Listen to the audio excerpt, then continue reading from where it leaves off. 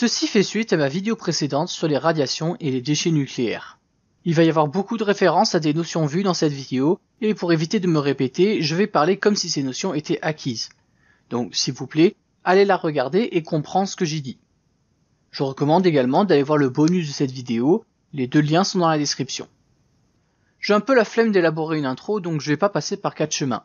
Ici, on va voir le principe de fonctionnement d'une centrale nucléaire française actuelle, les risques qui y sont liés, et leur avenir avec en prime mon avis de merde sur le sujet. Pour commencer, comment est-ce qu'une centrale nucléaire génère de l'électricité? Une centrale nucléaire repose sur le même principe qu'une centrale à charbon ou à gaz. On fait chauffer de l'eau qui devient de la vapeur sous pression, et on utilise la force de cette vapeur pour faire tourner une turbine qui entraîne un alternateur qui produit de l'électricité. Plus l'eau est chauffée, plus il y a de pression, et plus ça dépote dans la turbine. La production dans une centrale nucléaire va se faire avec une ou plusieurs tranches qui correspondent en gros à un réacteur nucléaire et tout le bordel qui est lié pour faire de l'électricité. Pour faciliter les choses, on appellera une tranche un réacteur. Alors, ce qu'il faut savoir, c'est qu'il y a plusieurs types de réacteurs. Ceux utilisés en France actuellement, et les plus utilisés dans le monde, s'appellent réacteurs à eau pressurisée ou REP. C'est d'eux dont on va parler ici. Si vous voulez en apprendre plus sur les autres types de réacteurs, je vous invite à aller regarder le bonus dont le lien est dans la description. Prenons un REP.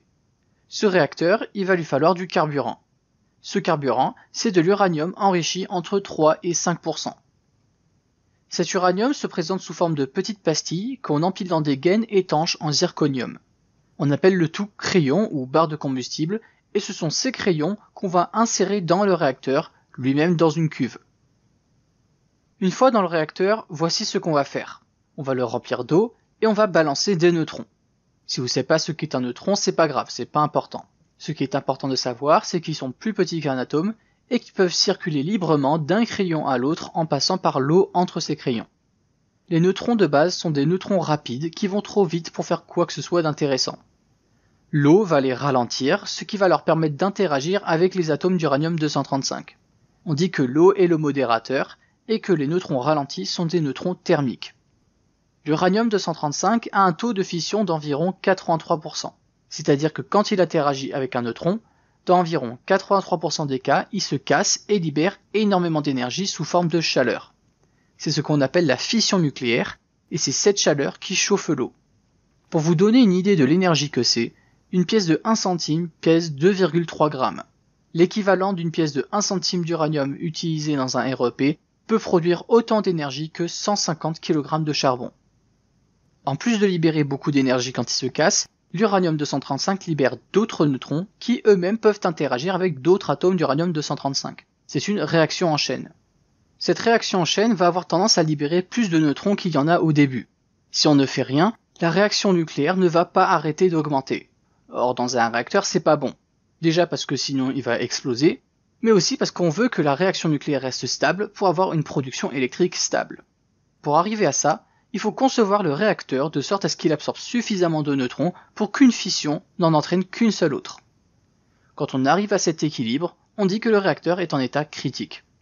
Si on veut accélérer le réacteur, il faut que moins de neutrons soient absorbés, et si on veut le ralentir, il faut que plus de neutrons soient absorbés.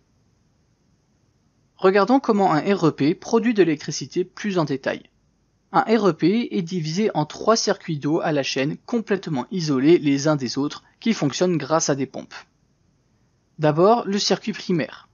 Dans ce circuit, l'eau est chauffée à plus de 300 degrés Celsius par le réacteur, mais est sous pression pour rester liquide malgré la température. L'eau a pour rôle de transporter la chaleur. En plus d'être le modérateur, on dit qu'elle est le caloporteur. Le circuit secondaire commence dans ce réservoir qu'on appelle générateur de vapeur. Ici, l'eau chaude du circuit primaire va donner sa chaleur à l'eau froide du circuit secondaire via des tuyaux.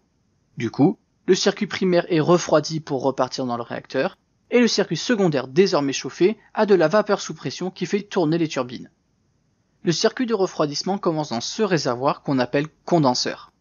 La vapeur d'eau chaude du circuit secondaire donne à son tour sa chaleur à l'eau froide du circuit de refroidissement. L'eau du circuit secondaire refroidi redevient liquide, et le circuit de refroidissement se charge de refroidir le tout. Pour ce dernier circuit, il y a 2 approches de refroidissement selon la quantité d'eau qu'on a à disposition. Si on a de l'eau à foison comme en bord de mer ou à côté d'un grand fleuve, on refroidit avec cette eau fraîche. Si on n'a pas autant d'eau comme une rivière, on utilise une ou plusieurs tours de refroidissement. En gros, on fait monter d'énormes courants d'air qui refroidissent l'eau. L'essentiel de l'eau est récupéré, mais environ 2% est perdu en nuages de vapeur, donc on est obligé de pomper un petit peu. Arrêter un réacteur ne signifie pas qu'il devient immédiatement froid. Déjà, il y a la chaleur résiduelle à refroidir. Et une fois ça de fait, ce n'est pas fini. Si vous avez regardé la vidéo précédente, vous vous souviendrez que ce qui reste après utilisation d'uranium dans un réacteur, ce sont des déchets extrêmement radioactifs. Ils sont tellement radioactifs qu'eux-mêmes chauffent. Alors je vous rassure, ils chauffent pas à mort non plus, mais il faut quand même les refroidir. Ce que ça veut dire, c'est que quand on arrête la réaction nucléaire, il faut toujours que les pompes fassent circuler les liquides dans les circuits pour refroidir le tout correctement. Une fois le gros de la chaleur résiduelle refroidi après un certain temps, les pompes ne sont plus nécessaires. Le peu de chaleur qui reste fait naturellement circuler l'eau dans le circuit, ce qui est suffisant pour que le refroidissement se fasse. C'est ce qu'on appelle la convection naturelle. On dit qu'un réacteur est en arrêt à froid quand la température de l'eau du circuit primaire est à moins de 100 degrés à pression atmosphérique. Plus la pression est élevée, plus l'eau doit être chaude pour bouillir et se transformer en vapeur. À pression atmosphérique, elle bout à 100 degrés. Mais à 5 fois la pression atmosphérique, elle bout à environ 150 degrés. C'est pour ça qu'on pressurise le circuit primaire pour éviter qu'il se mette à bouillir avec la température. On a choisi 100 degrés à pression atmosphérique pour définir l'arrêt à froid, parce que ça veut dire qu'on peut dépressuriser le système sans que ça se vaporise. Un autre élément qu'on peut ajouter, c'est les piscines. Quand un réacteur en a fini avec des crayons, ils sont trop radioactifs et chauffent encore trop pour être transportés ailleurs. Ils sont donc stockés sur place pendant quelques années dans des piscines où là encore on doit faire circuler de l'eau pour les refroidir. L'eau sert également de barrière aux radiations pour que les travailleurs puissent travailler autour sans mourir. Maintenant qu'on sait comment ça marche, on va voir les systèmes de sécurité. Tous les aspects de la sécurité des centrales nucléaires françaises doivent passer par l'approbation de l'ASN, l'Autorité de sûreté nucléaire, qui est un organisme indépendant faisant office de gendarme du nucléaire. L'IRSN, ou Institut de radioprotection et de sûreté nucléaire, est un autre organisme public qui fait des recherches et des expertises dans le domaine de la sûreté nucléaire. L'ASN est plus une administration, alors que l'IRSN s'occupe plus de l'aspect technique des choses. On va commencer par les systèmes basiques qui sont mis en place et on verra les systèmes d'urgence après. Les systèmes de sécurité basiques ont 3 rôles. Le premier rôle, c'est de garder le réacteur sous contrôle. Il faut être en mesure d'ajuster combien on veut de neutrons qui circulent dans le réacteur, puisque ce sont eux qui entraînent la réaction nucléaire. Si on veut ralentir le réacteur pour produire moins d'électricité ou carrément l'arrêter, on va insérer des barres de contrôle entre les crayons qui vont absorber les neutrons. Plus les barres sont enfoncées, plus le réacteur ralentit. Et si vous enfoncez les barres complètement, le réacteur s'arrête. Il y a des capteurs dans le réacteur qui contrôlent la température, la pression et le niveau d'énergie produit. Si une anomalie est détectée, les barres de contrôle peuvent être automatiquement insérées en quelques secondes, ce qui arrête le réacteur. Les réacteurs nucléaires sont également équipés d'un second système de contrôle, le poison neutronique. C'est un liquide qui absorbe les neutrons et qui peut être injecté dans le circuit primaire.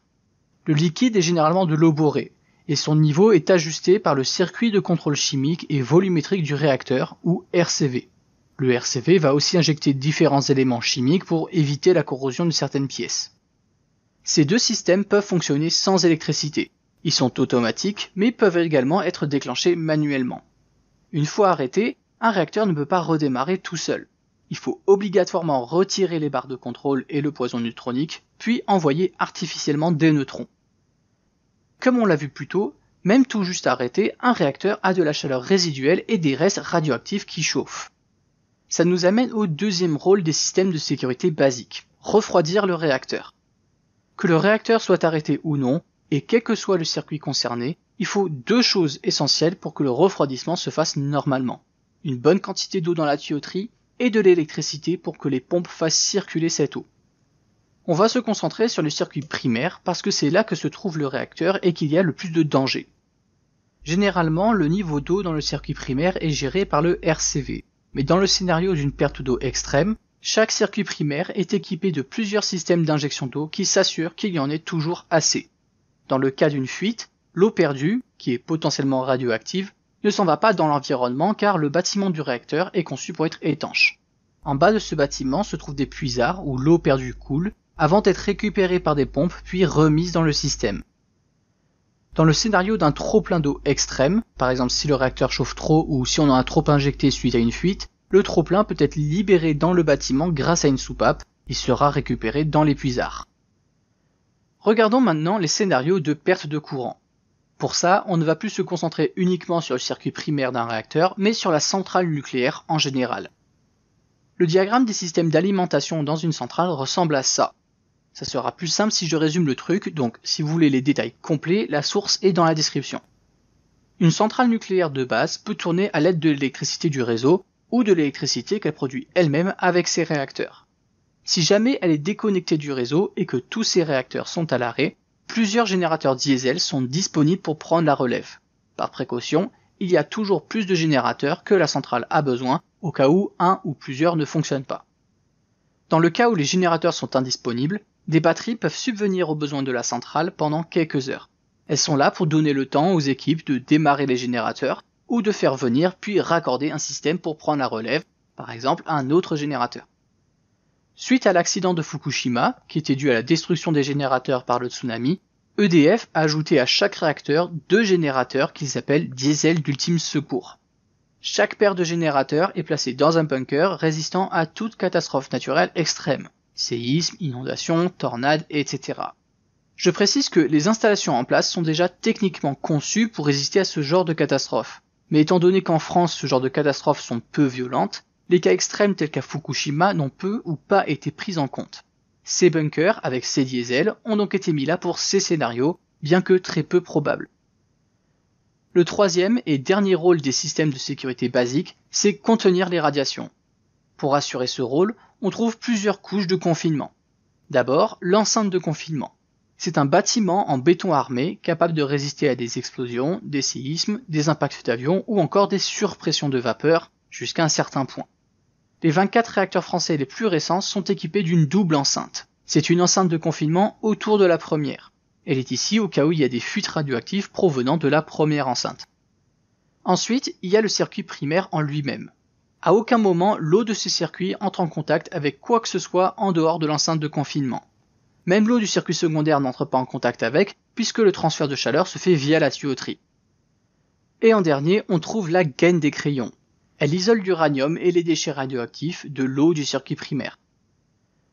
On pourrait se demander pourquoi isoler le circuit primaire du circuit secondaire. Eh bien, il faut prendre en compte la possibilité que les gaines des crayons aient un problème, auquel cas la radioactivité s'échapperait dans le circuit d'eau. Ensuite, il ne faut pas oublier qu'il y a des neutrons qui circulent à travers les gaines et à travers l'eau. Une petite partie de ces neutrons interagissent avec, ce qui rend l'eau très légèrement radioactive. Donc, c'est toujours mieux de l'isoler. Je vous rassure, les éléments radioactifs dans cette eau ont des demi-vies de moins de 10 secondes.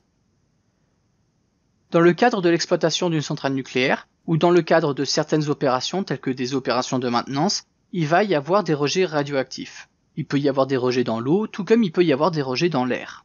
J'aimerais pouvoir vous donner clairement quelles sont les limites de ces rejets, mais c'est compliqué puisqu'elles varient d'une centrale à une autre.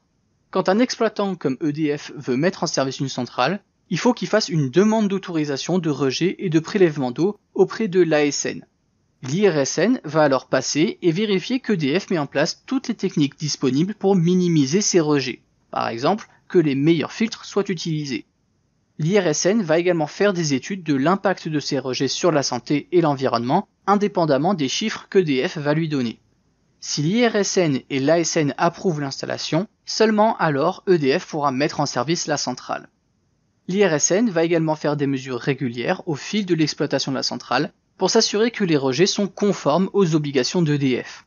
Ça permet de vérifier qu'une fuite n'est pas passée inaperçue ou qu'EDF n'essaie pas de cacher quelque chose.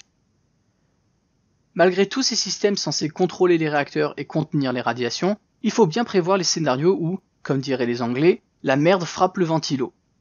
Comme on l'a vu plus tôt, le nerf de la guerre de la sécurité nucléaire, c'est le refroidissement du réacteur. Si ce système est défectueux, on fait face à 2 problèmes. L'accumulation de vapeur dans l'enceinte de confinement et la fusion du cœur du réacteur. Commençons avec la vapeur. Si le refroidissement ne se fait pas bien, l'eau du circuit primaire va se mettre à chauffer et à monter en pression dans la tuyauterie. On va relâcher l'excès d'eau dans l'enceinte de confinement, mais si on ne reprend pas contrôle du refroidissement à temps, de la vapeur va s'y accumuler, ce qui va monter la pression et donc risquer de la faire éclater. Il y a 2 systèmes de sécurité contre ça. D'abord, on peut activer le système d'aspersion. Il va arroser d'eau froide l'intérieur de l'enceinte de confinement par le haut pour refroidir la vapeur et ainsi faire retomber la pression. Une deuxième utilité de ce système, c'est qu'en cas de fuite d'éléments radioactifs dans l'enceinte, l'eau aspergée peut rabattre ces éléments au sol. Malheureusement, si ce n'est pas assez, il faudra se résigner à utiliser la deuxième méthode, relâcher la vapeur radioactive dans l'atmosphère. Bien sûr, cette vapeur passe par des filtres, mais ils ne suffisent pas à tout éliminer. Face à un réacteur dont on a perdu le contrôle du refroidissement, la seule chose qu'on peut faire, c'est mettre des systèmes de sécurité pour faire gagner du temps. Tôt ou tard, il va falloir reprendre le contrôle car, comme je l'ai expliqué plus tôt, même si la réaction nucléaire est stoppée, la chaleur est toujours là. Si on ne peut pas reprendre le contrôle du refroidissement, alors le cœur va se mettre à fondre. L'uranium, les produits de fission, le plutonium et autres actinides vont passer à travers les gaines en zirconium, contaminer l'eau du circuit primaire, et le tout risque de passer à travers la cuve avant de tomber sur le sol de l'enceinte. On appelle un cœur fondu un corium. L'enceinte de confinement est conçue pour que le cœur en fusion ne la traverse pas. Il y a donc peu de risques qu'il finisse dans l'environnement. Il n'empêche que si on en arrive là, le nettoyage va être extrêmement long et tout le réacteur va être à jeter. Il est également intéressant de savoir qu'avant même la fusion du cœur, la perte de refroidissement a tendance à relâcher de l'hydrogène, un gaz hautement explosif qui risque d'éventrer l'enceinte de confinement s'il explose. Pour éviter une explosion, on peut injecter de l'azote ou relâcher l'hydrogène dans l'atmosphère, quitte à relâcher des éléments radioactifs avec. Une petite parenthèse, on fait face aux mêmes problématiques de refroidissement avec les piscines de stockage. Les déchets radioactifs à l'intérieur chauffent. Certes, pas autant que le cœur d'un réacteur, mais il n'empêche que si l'eau des piscines ne refroidit pas, elle aussi va s'évaporer.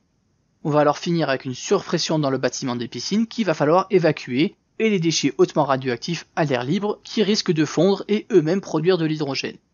Là encore, s'ils fondent, il y a peu de risques qu'ils finissent dans l'environnement, mais le nettoyage sera pas jojo. Maintenant qu'on a vu les systèmes de sécurité et leurs limites, qu'est-ce que ça implique comme risque pour nous en cas d'accident ? Je vais prendre l'exemple de Tchernobyl, parce qu'il illustre très bien les conséquences d'une catastrophe nucléaire extrême. Je pourrais aussi parler de la catastrophe de Fukushima et de l'accident de 3 Mile Island, mais ce serait redondant et cette vidéo est déjà assez longue comme ça. Je vous invite à nouveau à regarder la vidéo bonus à ce sujet, le lien est dans la description. Avant de commencer, j'aimerais m'attaquer à quelques intox. Premièrement, j'entends toujours parler d'une centrale nucléaire comme si elle pouvait exploser comme une bombe atomique. Non, il est absolument impossible pour une centrale nucléaire de péter de cette manière, pour la simple et bonne raison que l'uranium n'est pas du tout assez enrichi. L'uranium d'une centrale nucléaire française est enrichi entre 3 et 5%. L'uranium d'une bombe atomique doit être enrichi au moins à 80%. Deuxièmement, oubliez la série de Tchernobyl de HBO. Elle est très bien sur beaucoup d'aspects, mais du point de vue scientifique, il y a beaucoup d'inexactitudes et d'exagérations sensationnelles. Le fait que la centrale ait pu exploser comme une bombe nucléaire de 2 à 4 mégatonnes en était une parmi d'autres.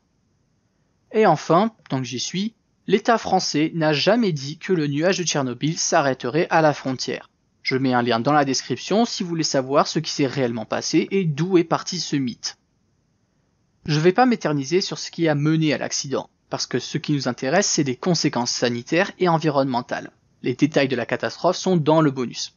En gros, un essai a été mené sur le réacteur 4 de la centrale, durant lequel plusieurs règles de sécurité ont été bafouées. Ceci, lié aux nombreux défauts des centrales soviétiques, a mené à une explosion du cœur qui a dispersé des taux de radiation de l'équivalent de 200 fois Hiroshima dans l'atmosphère. Le cœur du réacteur, lui, a fondu et coulé dans les fondations de la centrale. C'est le fameux pied d'éléphant, ou elephant's foot en anglais. Le plus gros problème lors d'un accident de ce genre n'est pas tant le cœur du réacteur, puisque tout ce qu'il fait c'est couler au sol, mais les éléments radioactifs qui sont projetés dans l'air. Plus précisément, les produits de fission. Alors, tous les éléments radioactifs ne sont pas dangereux de la même manière. Certains ne sont dangereux que si vous les ingérez ou les inhalez, et d'autres le sont rien qu'en étant à proximité. Si vous avez vu le bonus de la vidéo précédente, je parle des radiations alpha, bêta et gamma. Les seuls éléments projetés lors d'une explosion comme à Tchernobyl sont ceux dangereux si ingérés ou inhalés. Si jamais vous en avez sur vous, il suffit de vous rincer. Tant que ça n'est pas rentré dans votre corps, vous n'avez aucun risque. Après une explosion, le premier danger va être les poussières car elles sont très faciles à respirer.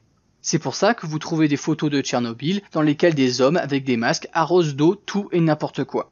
Les masques leur évitent de respirer les poussières et l'eau a pour but de rabattre au sol les poussières en suspension. Le bon côté des choses avec la poussière, c'est qu'elle retombe vite, surtout s'il pleut. Ce n'est pas la fin de vos peines pour autant. D'abord, les éléments radioactifs retombés au sol vont commencer à s'infiltrer dans l'environnement, c'est-à-dire l'eau et la chaîne alimentaire. Et ensuite, même si la grosse majorité des poussières retombe vite, il y en a une petite partie qui est propulsée suffisamment haut dans l'atmosphère. Elle forme alors un nuage radioactif, comme le nuage de Tchernobyl. 3 éléments radioactifs vont être à surveiller de près. Le césium-137, l'iode-131 et le strontium-90. Ces 3 éléments ne sont dangereux que si ingérés ou inhalés. Le césium-137 a une demi-vie d'environ 30 ans et 1 mg, l'équivalent de 15 grains de sel, suffit pour vous tuer. Il est volatile et, si ingéré ou inhalé, ce bioaccumule dans les muscles où il reste une centaine de jours. L'accident de Tchernobyl en a relâché environ 25 kg, assez pour tuer 25 millions de personnes. Il est d'ailleurs la cause de beaucoup des 54 décès à la centrale de Tchernobyl, plus précisément des pompiers qui sont arrivés sur place au tout début. L'iode-131 a une demi-vie d'environ 8 jours. Il est plus radioactif que le césium-137 et il se bioaccumule dans la thyroïde où il y reste quelques jours. Dans les premières semaines suivant un accident nucléaire, c'est lui qu'on va surveiller le plus parce qu'à cause de sa haute radioactivité initiale, il est capable de gros dégâts. Le strontium-90 a une demi-vie d'environ 30 ans. Il se comporte comme le calcium et se bioaccumule dans les os. Il est cependant peu volatile. L'énorme majorité des dépôts de strontium-90 de Tchernobyl sont dans les quelques premières dizaines de kilomètres autour du réacteur.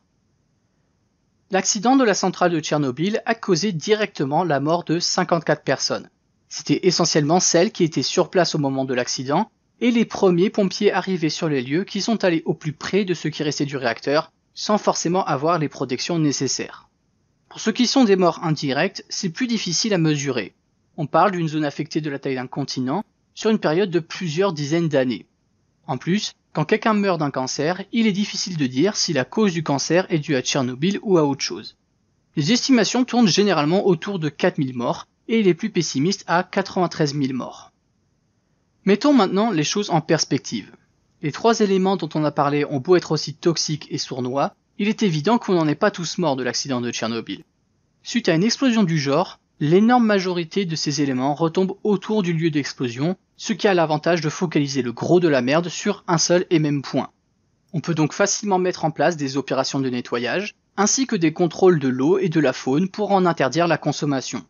De plus, au fur et à mesure où ces éléments suivent le cycle de l'eau, ils vont peu à peu se diluer dans l'environnement. Seule une faible quantité d'éléments radioactifs est dispersée plus loin que quelques kilomètres. Ces éléments vont éventuellement retomber à leur tour, et là aussi ça va se diluer. Prenez par exemple les 25 kg de césium-137 de Tchernobyl, capables de tuer 25 millions de personnes à raison de 1 mg par personne. Si on les disperse rien que sur l'Ukraine, il n'y a qu'environ 0,00005 mg de césium-137 par mètre carré. Or, je le rappelle, le césium-137, comme les 2 autres éléments, n'est dangereux que si ingéré ou inhalé. Donc il faudrait que vous bouffiez 2 à 3 gazons du Stade de France pour ingérer une dose létale. Et ça, c'est que sur l'Ukraine, dans l'hypothèse où l'ensemble des 25 kg ont été dispersés. Dans la réalité, le nuage ne contenait qu'une fraction de ce césium-137 et il s'est étalé sur une surface bien plus grande. L'iode-131 est relativement facile à contrer. Déjà, il n'a une demi-vie que de 8 jours. C'est-à-dire que son niveau de radioactivité va être divisé par 2, grosso modo, toutes les semaines, jusqu'à ce qu'il ne reste quasiment plus rien après 2 ans. Si on sait qu'il y a eu l'explosion d'un réacteur, il suffit de prendre des comprimés d'iode qui vont saturer la thyroïde d'iode sain et empêcher l'iode radioactif de s'y fixer. Il n'y a pas l'équivalent d'un comprimé d'iode pour le strontium-90, et sa demi-vie est assez longue pour faire de gros dégâts. Et son point fort est également son point faible. Il se comporte comme le calcium, qui est un minéral. Ça veut dire qu'il est compliqué de réussir à en ingérer une fois qu'il est au sol. Vous pouvez vous balader autour de Tchernobyl sans vraiment risquer d'en avaler ou d'en respirer. Comme on l'a vu, il est également peu volatile. Une zone d'exclusion de quelques dizaines de kilomètres suffit à limiter les contaminations. Pour ceux qui sont des morts à cause de Tchernobyl, je vais devoir faire Jean-Michel Connard.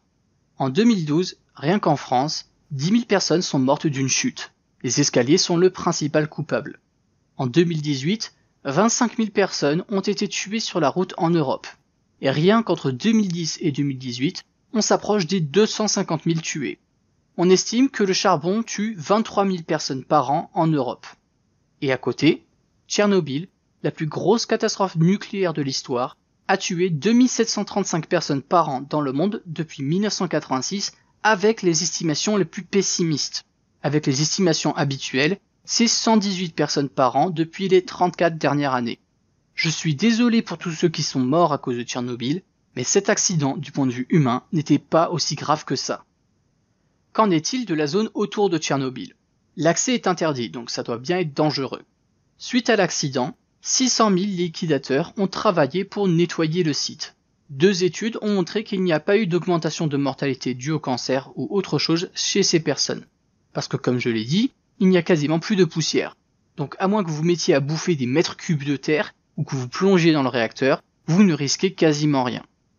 L'accès est interdit autour de la zone car il y a toujours des éléments radioactifs qui traînent ainsi que des points chauds de radioactivité. Donc, par précaution, on interdit aux gens d'y vivre. Parce que sur plusieurs dizaines de milliers de personnes sur plusieurs dizaines d'années, il y aurait forcément une part des gens qui en tomberaient malades. Mais vous pouvez parfaitement vous y balader sans risquer grand chose. D'ailleurs, la centrale a encore fonctionné jusqu'en 2000, la zone est ouverte au tourisme, et la faune et la flore y est foisonnante. D'un point de vue environnemental, avec l'évacuation des humains, on pourrait presque dire que l'accident de Tchernobyl est la meilleure chose qui ait pu arriver à la région. Au vu de toutes les informations que j'ai données depuis le début de la vidéo, est-ce qu'on peut vivre avec le nucléaire ? Ma réponse va être en 2 parties, et je vais donner mon avis. Je ne me considère pas comme particulièrement pro ou anti-nucléaire. Donc s'il vous plaît, ne commencez pas à vous exciter dans les commentaires dès mes premières phrases. Une centrale nucléaire, ça paraît dangereux parce que quand ça fait boum, c'est spectaculaire et ça fait le tour des informations pendant des semaines. En plus, le moindre problème sur une centrale chiffre souvent les factures en milliards d'euros. Ajoutez à ça le fait que la plupart des gens ne comprennent pas la radioactivité, que les militants antinucléaires jouent sur cette ignorance pour faire peur, et on finit avec la paranoïa qu'on a actuellement.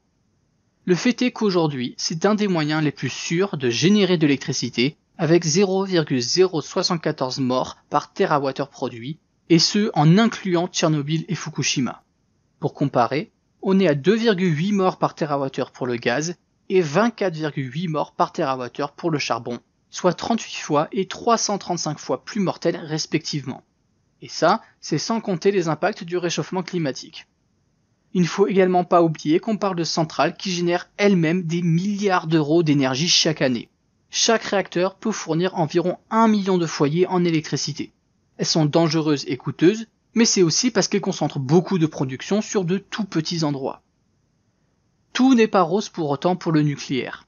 Déjà, en cas d'accident qui mènerait à une zone d'exclusion de 30 km autour de la centrale, le coût ne se limiterait pas qu'à la facture de nettoyage et à quelques dizaines de morts directes.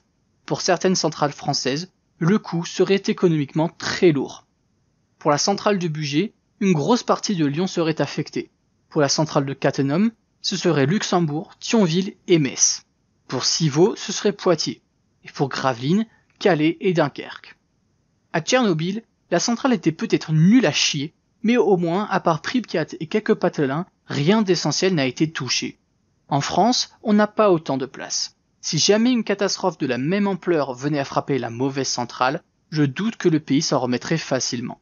Alors oui, comparé à Tchernobyl, les chances qu'un accident arrive en France sont très fines, et les chances d'une catastrophe de la même ampleur sont encore plus fines. Après tout, les soviétiques ont poussé n'importe comment un réacteur qui laissait à désirer, et les japonais, ils ont un peu collé ça sur une faille sismique. Mais un risque reste un risque. Vous avez très peu de chances de vous faire frapper par la foudre 3 fois dans votre vie, mais ça n'empêche pas qu'il y a quelques personnes au monde qui se sont faites frapper par la foudre 3 fois. Il est vrai qu'il vaut mieux ça au charbon ou au gaz d'un point de vue humain et environnemental. Et quand la décision a été prise dans les années 70 de développer le nucléaire, ils avaient peut-être pas l'environnement ou l'humain en tête, mais il se trouve que ça a été la meilleure décision à prendre. Mais aujourd'hui, nos choix ne se limitent plus au charbon, au gaz ou au nucléaire. Le coût du renouvelable baisse d'année en année. Alors oui, le plus gros défi du renouvelable aujourd'hui, c'est que, contrairement au nucléaire, il ne produit pas autant qu'on veut, quand on veut. Ce que j'ai à y répondre, c'est qu'un mix de solaire, éolien, hydraulique, le développement du stockage d'énergie et des interconnexions entre pays voisins comme le supergrid européen, on peut régler la majorité de ces irrégularités. Je ne vais pas m'éterniser dessus parce qu'il faudrait toute une autre vidéo sinon. Il est également bon de rappeler qu'un réacteur nucléaire ne tourne pas 100% du temps. Tous les 18 mois, il y a un arrêt de 6 semaines pour de la maintenance, et tous les 10 ans, il y a un arrêt d'environ 5 mois pour la visite décennale. Un réacteur est donc à l'arrêt 12% du temps, si tout va bien. Ça nous avait posé problème en 2016 d'ailleurs, puisque 20 réacteurs sur 58 ont été arrêtés sur la même période. Si on regarde les études sur le prix à venir des différentes productions électriques, certaines pointent le nucléaire comme plus cher que les énergies renouvelables et d'autres le contraire. Mais au-delà du simple coût du kilowattheure, il faut voir la situation dans son ensemble. D'un côté, on pourrait avoir une électricité potentiellement plus chère mais propre et sûre, et de l'autre, on pourrait avoir une électricité potentiellement moins chère, mais avec un risque constant qui nous pend au-dessus de la tête et des déchets plus que délicats à gérer. Est-ce que ça en vaut vraiment la peine juste pour potentiellement quelques centaines d'euros en moins sur la facture tous les ans? De mon point de vue, ça n'en vaut pas la peine. Mais c'est pas pour autant que je pense qu'il faudrait sortir du nucléaire le plus vite que possible. Ça ne sert à rien de se précipiter, parce que si on en sort trop vite sans que nos capacités de renouvelables soient suffisamment matures, on va devoir compenser avec du fossile pendant plusieurs années. Oui, l'Allemagne a réussi à baisser sa part du nucléaire sans augmenter le fossile, mais en France c'est 75% de notre énergie qui vient du nucléaire. L'Allemagne c'était 18%. Or pour moi, même si je m'en branle un peu de manière générale, le problème climatique est plus urgent que le problème nucléaire. Les centrales devraient faire leur vie et progressivement fermer afin de nous donner le temps de faire notre transition correctement. Les fermer tout de suite serait simplement du gâchis. Si cette transition est faite comme il le faut, on aura une capacité électrique en renouvelable suffisante la majorité du temps. On devra toujours faire appel à du nucléaire ou du fossile dans les rares cas où rien ne va, mais leur rôle se limiterait à ça. Il pourrait être aussi intéressant d'utiliser quelques réacteurs de 4e génération pour débarrasser de certains déchets nucléaires. Pour en savoir plus, je vous invite à regarder le bonus. C'en est fini pour cette vidéo. Cette série a été assez longue à compléter, mais je suis assez content des résultats et de tout ce que j'ai appris. Si vous avez une question, n'hésitez pas à la poser, mais n'oubliez pas que je ne suis pas physicien nucléaire. D'ici la prochaine fois, je vous invite à regarder la description pour voir mes sources et accéder à la vidéo bonus. Merci d'avoir tenu et à la prochaine.